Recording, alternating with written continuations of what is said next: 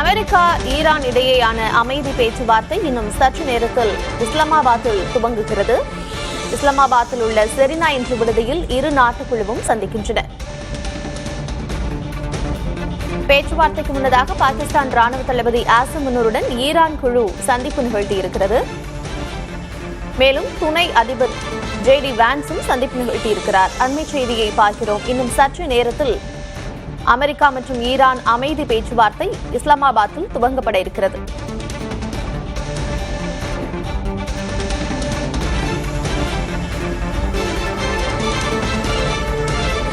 பேச்சுவார்த்தைக்கு நம்பிக்கையின்றிதான் வந்துள்ளோம் என்று ஈரான் வெளியுறவுத்துறை அமைச்சர் தெரிவித்திருக்கிறார்.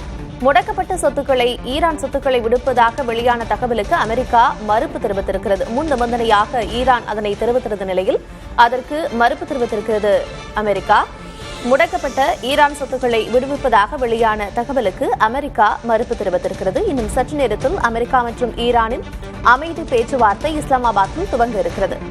கடந்த பிப்ரவரி 28ஆம் தேதி இஸ்ரேல் மற்றும் அமெரிக்கா இணைந்து ஈரான் மீது தாக்குதலை நடத்தின. அதனைத் தொடர்ந்து போர் தொடர்ந்தது. இந்நிலையில் கடந்த வாரம் இந்த போர் நிறுத்தம் 2 வாரங்களுக்கான போர் நிறுத்தம் அறிவிக்கப்பட்டது. அதனைத் தொடர்ந்து இன்று இஸ்லாமாபாத்தில் இந்த பேச்சுவார்த்தை நடைபெற இருக்கிறது. உலகமே உற்றுநோக்கக்கூடிய பேச்சுவார்த்தையாக இது இருக்கிறது.